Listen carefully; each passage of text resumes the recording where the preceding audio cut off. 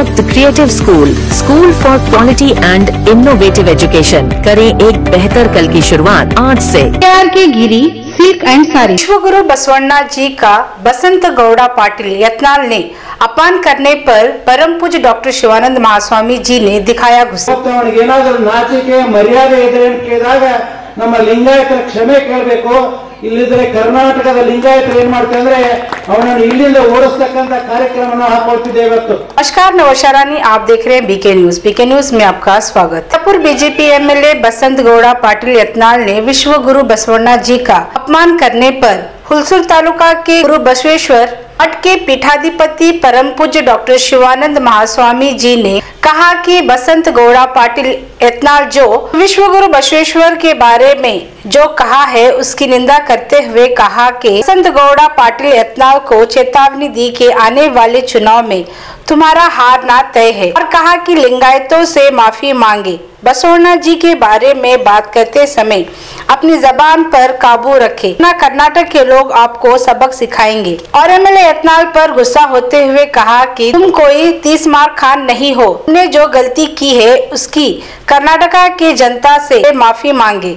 अगर माफी नहीं मांगी तो हम बड़े स्तर पर विरोध प्रदर्शन। Muscle master fitness club for main and women Sainath mobile शिरा दिवाली स्पेशल ऑफर विरोध प्रदर्शन करेंगे। अपने कहे हुए शब्द वापस नहीं लेंगे तो आपकी हार निश्चित है। अगर आप नहीं हारे तो मैं मठ के पीठाध्यक्ष से राजीनामा दूंगा। इस तरह से यत्नाल के खिलाफ पूज्य डॉक्टर शिवानंद महास्वामी जी ने गुस्सा दिखाया। ಬಿಜಾಪುರದಲ್ಲಿರ್ತಕ್ಕಂಥ ಎಮ್ಎಲ್ಎ ಆಗಿರ್ತಕ್ಕಂಥ ಏನು ಬಸವನಗೌಡ ಯತ್ನಾಳ್ ಅಂತೇಳಿ ಬಸವನಗೌಡ ಯತ್ನಾಳ್ ಬಗ್ಗೆ ನಾನೇನಕ್ಕೆ ನೇರವಾಗಿ ಮಾತಾಡ್ತಿದ್ದೇನೆ, ಏನು ಅಂದಂಗಿಲ್ಲ ಮತ್ತು ಅವನ ಬಗ್ಗೆ ಹೆದರಂಗಿಲ್ಲ। ಇವತ್ತು ಅವನಿಗೆ ಏನಾದರೂ ನಾಚಿಕೆ ಮರ್ಯಾದೆ ಇದೆ ಅಂತ ಕೇಳಿದಾಗ ನಮ್ಮ ಲಿಂಗಾಯತರ ಕ್ಷಮೆ ಕೇಳಬೇಕು। ಇಲ್ಲಿದ್ರೆ ಕರ್ನಾಟಕದ ಲಿಂಗಾಯತರು ಏನ್ ಮಾಡ್ತಾರೆ ಅಂದ್ರೆ ಅವನನ್ನು ಇಲ್ಲಿಂದ ಓಡಿಸ್ತಕ್ಕಂತ ಕಾರ್ಯಕ್ರಮವನ್ನು ಹಾಕೊಳ್ತಿದ್ದೆ ಇವತ್ತು। ಯಾಕಂದ್ರೆ ಸಾಮಾನ್ಯವಾಗಿರ್ತಕ್ಕಂಥ ವ್ಯಕ್ತಿ ಇವತ್ತು ಬಸವಣ್ಣ ಅಂದ್ರೆ ಹಗುರವಾಗಿ ಮಾತಾಡಬಾರ್ದು। ಯಾರು ಬಸವಣ್ಣ ಬಗ್ಗೆ ಹಗುರವಾಗಿ ಮಾತಾಡ್ತಿದ್ದಾರೆ ಸ್ವಲ್ಪ ನಾಲ್ಗೆಯನ್ನು ಎನ್ಕದ ಬಿಗಿಯಾಗಿ ಹಿಡಿದು ಮಾತಾಡಬೇಕು। ಇವತ್ತು ಏನೋ ಅವತ್ತು ಎಮ್ಎಲ್ಎ ಇದ್ದಿರಬಹುದು, ನೀ ಏನೋ ಇವತ್ತು ದೊಡ್ಡ ಶ್ರೀಮಂತ ಇದ್ದಿರಬಹುದು, ಏನಾದ್ರೂ ಇದ್ದಿರಬಹುದು, ನಿನ್ನ ಶ್ರೀಮಂತಿಕೆ ನಿನ್ನ ಏನು ಎಮ್ಎಲ್ಎ ಏನಾಗ್ತದೆ ಅಂದ್ರೆ ಅದು ಧಿಕ್ಕಾರ ಆಗ್ತದೆ। ಜನ ಏನ್ ಮಾಡ್ತಾರೆ ಅಂದ್ರೆ ಇವತ್ತು ಕರ್ನಾಟಕದ ಪ್ರತಿಯೊಬ್ಬರು ಇವತ್ತು ದೀನರಾಗಲಿ ದಲಿತರಾಗಲಿ ಎಲ್ಲರೂ ಏನ್ ಮಾಡ್ತಾರೆ ಅಂದ್ರೆ ಉಳಿತಕ್ಕಂಥ ಕೆಲಸ ಮಾಡ್ತಿದ್ದಾರೆ। ಅದಕ್ಕಾಗಿ ದಯಮಾಡಿ ಇವತ್ತು ಬಸವನಗೌಡ ಯತ್ನಾಳಲ್ಲಿ ವಿನಯದಿಂದ ಕೇಳ್ಕೊಳ್ತಿದ್ದೇನೆ। ಅಷ್ಟೇ ಅಲ್ಲದೆ ನೀನೊಬ್ಬ ಲಿಂಗಾಯತ ಆದ ಮೇಲೆ ಇವತ್ತು ನೀನೊಬ್ಬ ವೀರಶೈವನಾದ ಮೇಲೆ ಏನು ಮಾತಾಡಬೇಕು ಹೆಸರೇನು ಇಟ್ಕೊಂಡು ಬಸವರಾಜ ಅಲ್ಲ, ನೀನು ಬೆಂಕಿ ಹಚ್ಚತಕ್ಕಂಥ ಬಸವರಾಜ। ಯಾಕಂದ್ರೆ ಅಂತ ಇವತ್ತು ಕನಿಷ್ಠವಾಗಿ ಮಾತಾಡ್ತಿದ್ದಾರೆ। ಇವತ್ತು ಎಲ್ಲ ಕರ್ನಾಟಕದ ಎಲ್ಲ ಮಠಾಧೀಶರು ಖಂಡಿಸಿದ್ದಾರೆ ಇವತ್ತು ಈಗಾಗಲೇ ಅಂತ ಕೇಳಿ। ಅದಕ್ಕಾಗಿ ಬಸವನಗೌಡ ಯತ್ನಾಳಲ್ಲಿ ಅಂತ ಕೇಳಿದಾಗ ನಾನು ಇವತ್ತು ಏನಂದ್ರೆ ಎದೆ ತಟ್ಟಿ ಹೇಳ್ತಿದ್ದೇನೆ, ನೀನು ಏನ್ ಮಾಡ್ಬೇಕಂದ್ರೆ ಇವತ್ತು ಕರ್ನಾಟಕದ ಪ್ರತಿಯೊಬ್ಬ ಜನತೆಯನ್ನ ನೀವು ಕ್ಷಮೆ ಕೇಳಬೇಕು।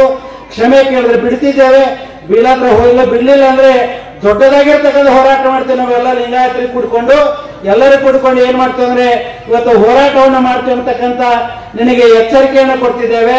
ನೀನು ಎಷ್ಟೇ ಶ್ರೀಮಂತ ಇದಿರ್ಬೋದು, ಯಾಕಂದ್ರೆ ಅವನು ಮಾತಾಡೋ ಮಾತುಗಳನ್ನು ಕೇಳಬೇಕಾದ್ರೆ ಟಿವಿಯಲ್ಲಿ ಬರ್ತದ, ಎಲ್ಲರ ಹಗುರವಾಗಿ ಮಾತಾಡ್ತಾನೆ।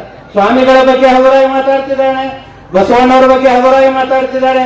ಇವು ಒಬ್ಬನೇ ಏನಕ್ಕೆ 30 ಮಾರ್ಕ್ ಅಂತ ತಿಳ್ಕೊಂಡ ಏನು ದೊಡ್ಡ ನೀನು ಏನೋ ಮಿನಿಸ್ಟರ್ ಎಮ್ಎಲ್ಎ ಇದ್ರೆ ನೀನು ದೊಡ್ಡವನ ತಿಳ್ಕೊಂಡು ಬರೋದು।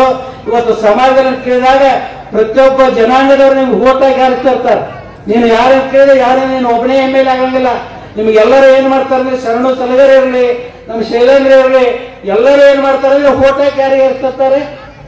ಇವು ಜನಗಳಿಗೆ ಗೌರವ ಕೊಡಂಗಿಲ್ಲ ಅಂದ್ರೆ ಎಂತ ಎಮ್ಎಲ್ಎ ನಾನೇ ಬಸವಣ್ಣಿದ್ದೆ ಅಂತ ನಾಲ್ಕು ಹೇಳ್ತಿದ್ದೆ ನಾವು। ಅದಕ್ಕಾಗಿ ಯಾರು ಬಸವಣ್ಣ ಅಲ್ಲ, ಆ ಬಸವಣ್ಣನ ಸರಿಸಮಾನವಾಗಿ ನಿಲ್ತಕ್ಕಂಥ ವ್ಯಕ್ತಿ ಯಾರೂ ಅಲ್ಲ ಈ ಜಗತ್ತಿನಲ್ಲಿ। ಯಾರಾದ್ರೂ ಒಬ್ಬ ಬಸವಣ್ಣ ಇದ್ರೆ 12ನೇ ಶತಮಾನದ ಧರ್ಮ ಗುರು ಬಸವಣ್ಣವ್ರು ಬಿಟ್ರೆ ಯಾರು ಬಸವಣ್ಣ ಆಗಂಗಿಲ್ಲ। ಸುಮ್ಮನೆ ನೀವು ಬರ್ಕೋಬಹುದು ಅಭಿನವ ಬಸವಣ್ಣ, ಆ ಬಸವಣ್ಣ ಶರಣ ಅಂತ ಬರ್ಕೋಬಹುದು, ಇದೆಲ್ಲ ಸುಳ್ಳಾಗ್ತದೆ। ಅದಕ್ಕಾಗಿ ದಯಮಾಡಿ ಅಂತ ಕೇಳಿದಾಗ ಆ ಯತ್ನಾಳರಲ್ಲಿ ವಿನಂತಿ ಮಾಡ್ಕೊಳ್ತಿದ್ದೇನೆ, ನೀನು ತೀವ್ರವಾಗಿ ಅಂತ ಕೇಳಿದಾಗ ನೀನು ಮಾತಾಡಿ ಖಂಡಿಸ್ತಿದ್ದೇವೆ, ಅದನ್ನ ವಾಪಸ್ ತಕೋಬೇಕು। ದಯಮಾಡಿ ವಾಪಸ್ ತಕೊಂಡ್ರೆ ಮುಂದೆ ನೀ ಆರಿಸಿ ಬರ್ತಿಲ್ಲ, ಹತ್ರ ಬಿದ್ದು ಹೋಗ್ತಿಲ್ಲ ನೋಡ್ಬೇಕಂದ್ರೆ ನಾನು ಈ ಮಾತನ್ನ ಚಾಲೆಂಜ್ ಕೊಟ್ಟು ಹೇಳ್ತಿದ್ದೇನೆ। ಅಕಸ್ಮಾತ್ ನೀವು ಮುಂದಿನ ಸಲ ಬೀಳಲಿಲ್ಲ ಅಂದ್ರೆ ಈ ಮಠದಿಂದ ತ್ಯಾಗ ಮಾಡ್ತಾನೆ ಇವತ್ತು। ಯಾಕಂದ್ರೆ ಜನ ಏನ್ ಮಾಡ್ತಾರೆ ಅಂದ್ರೆ ಬಹಿಷ್ಕಾರ ಮಾಡ್ತಿದ್ದಾರೆ. ಅದಕ್ಕಾಗಿ ದಯಮಾಡಿ ಆ ರೀತಿ ಆಡಬಾರ್ದು. ಅದಕ್ಕಾಗಿ MLAಗಳಾದವರು, ಮಂತ್ರಿಗಳಾದವರು ಸೌಜನ್ಯದಿಂದ ಮಾತಾಡಬೇಕು. ಸಿಕ್ಕಾಪಟ್ಟಿ ಮಾತಾಡಿದ್ರೆ ಏನಾಗ್ತದೆ, ಸಮಾಜದಲ್ಲಿ ಹೊಲಸಾಗಿಬಿಡ್ತದೆ. ಇವತ್ತು ಅತಿಯಾಗಿರ್ತಕ್ಕಂಥ ಮಾತುಗಳಿಂದ ಏನಾಗಿದೆ ಅಂದ್ರೆ ಸಮಾಜ ಹೊಡಿತಕ್ಕಂಥ ಕೆಲಸಗಳನ್ನು ಯಾವ ಇವತ್ತು